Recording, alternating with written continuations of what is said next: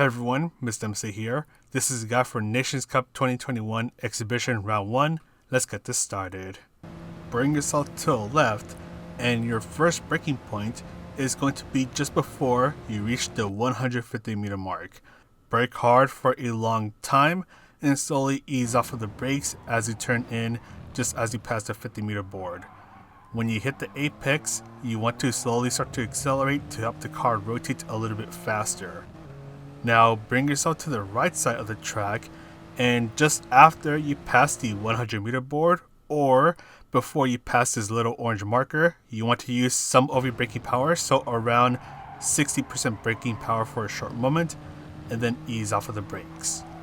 Then ease off of the throttle as you go through this turn. Just do a little bit of throttle control, a little bit of braking if necessary, then brake just as you reach this little orange marker before the 50 meter board. Brake hard for a short moment, slowly ease off of the brakes, and then slowly feather in the throttle. You want to be smooth here, as being a little too aggressive can cost you a bit of time. Eventually, you want to bring yourself to the left side of the track, and you want to brake just as you go under this Dunlop sign, just as the new sector starts. So this is where I start to brake. Brake as much as you can for a short while. Slowly ease off of the brakes just as you're about to start turning in. Take advantage of this curb right here. Ease off of the throttle as you make this left turn. Go up to third gear and then fully accelerate. Bring yourself to the left side of the track, and just after the grass on the left turns into turf, you can use a little bit of braking. Just fine tune the car, let it rotate around this turn, and then fully accelerate. Then just as the curb on the left ends, control your braking, go out a bit wide, and then bring yourself in to hit the apex.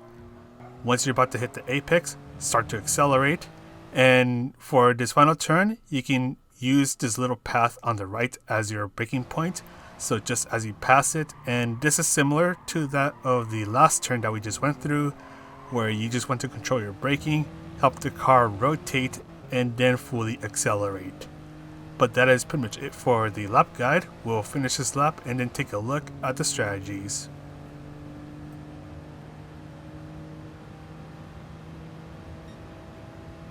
For this qualifying session, you're only going to have 5 minutes to try to get the best qualifying time possible.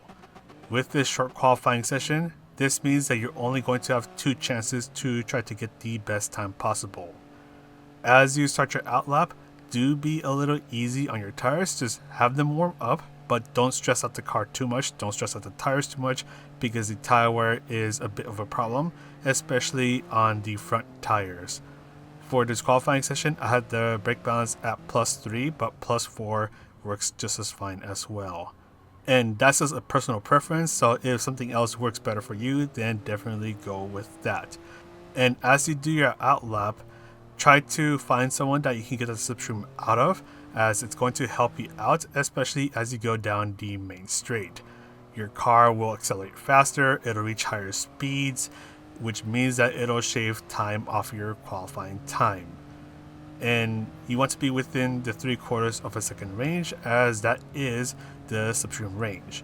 And if you are under someone's slipstream, please make sure that you brake a little bit earlier than usual, because your car is going to be going faster, which means that you need a larger braking distance. So for example, if I was on the slipstream right here, I will need to brake a bit more before the 150 meter board.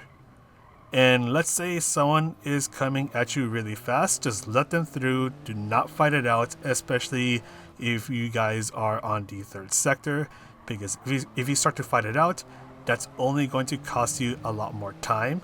It's going to hurt your qualifying time. It's not going to help you out, and you're going to have some very angry people. So try not to fight it out. And yeah, so you only have 2 chances to get a good qualifying time, so please make them count. For this race, we are doing 13 laps at Fuji International Speedway with the GR Yaris, so it is a one-way race. I don't know why there's a Supra in this race, but anyways, so we're doing 13 laps here.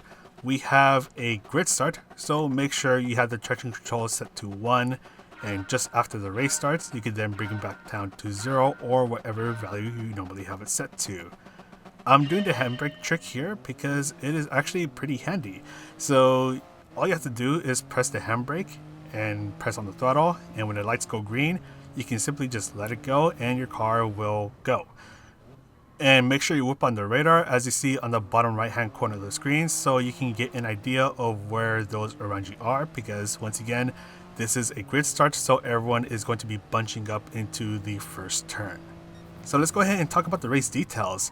So fuel is a ×2, so fuel will obviously not be an issue at all, but the tire wear is going to be a pretty big problem. Tire wear is at ×9. You have both the racing medium and hard tires available for you to use, and both tires are required for this race, so make sure that you use both tire compounds so you do not get a 1-minute penalty after the race ends. And in terms of pit stop strategy, this is going to be a pretty simple one-stop strategy. So if you're starting in the top 10, you can start in the racing medium tires, go 5 to 8 laps on them depending on how you treat your tires, and then switch on over to the racing hard tires. If you're starting in the bottom 10, you can start on the racing hard tires, go 5 to 8 laps with them again depending on how you treat your racing medium tires, and after those 5 to 8 laps pass, you can then switch on over to the racing medium tires. And this is going to be, once again, a pretty simple one-stop race because the recent update adjusted the pit loss times, so the pit stops are incredibly long now. So what would normally be a 7 to 9 second pit loss here is now a 23.5 second pit loss. So you're about to see this pit stop sequence go into action right now. And as we get there, also the pit stop is on the main straight. It's on the first half of the main straight. So you just want to make your way towards the right side of the track and then make a right and then left, and there you go, you're in the pit stop. But anyways, so the pit stop sequence, it's incredibly long now. So we already chose our tires, and now we're just going to be sitting here waiting for our car to arrive to the pit box. We're 13 seconds in, the car hasn't arrived yet. We're 16 seconds in, the car still hasn't arrived yet. We're 20 seconds in, 22 seconds in, and the car finally arrived to the pit box. So what is the pit loss here? It is about 23.5 seconds. So pit loss is a huge deal now. So now instead of double dipping on the racing medium tires and then doing one lap on the racing hard tires, you want to just do one stop. And let's say you're starting on the racing medium tires. Once your racing medium tires are starting to go, just switch on over to the racing hard tires. So you don't want to push the car too much, especially once your tires are wearing out. So let's say you're on lap 6, you can feel that the car is struggling to make it through these turns, especially on the third sector. That's it. Go to the pit box at the end of that lap, switch it over to the racing hard tires, and then continue your race. But if you're able to do 7 to 8 laps on the racing medium tires, then definitely go with that. If you're able to take good care of your tires, then just stick with them until your tires are starting to wear out and until you're starting to notice the big time drop-offs.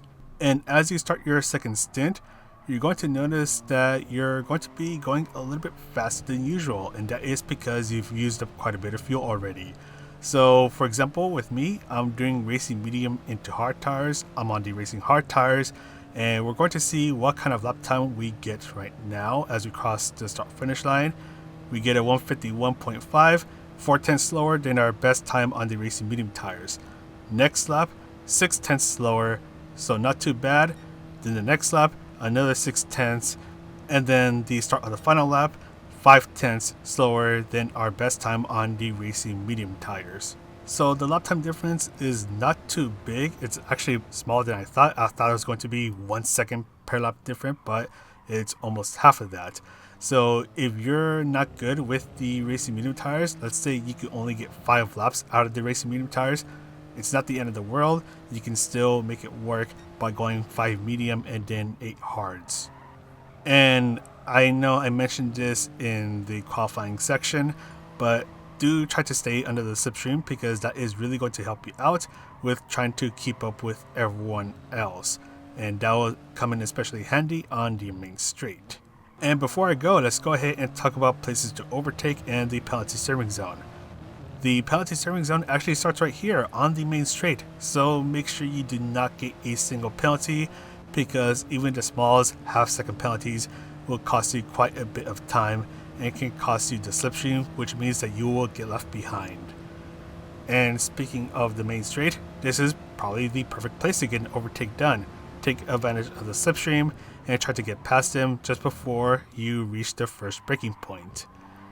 Then from here, this is going to be a bit more situational. Me personally, I wouldn't suggest trying to get an overtake done and battling it out, because it'll cost you and the other cars around you quite a bit of time. So let's go ahead and fast forward through this. This spot right over here is a bit more of a situational place to get an overtake done.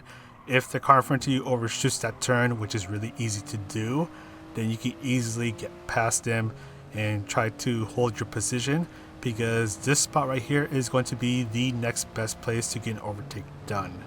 So the car in front of you got a bad exit out of the last turn. You could try to get past them before you reach the braking point for this turn. And at this point, you want to try to stay in a single file line. Getting into battles here will cost you a load of time. So try not to battle it out, but if in case you do end up in a battle, make it short and sweet.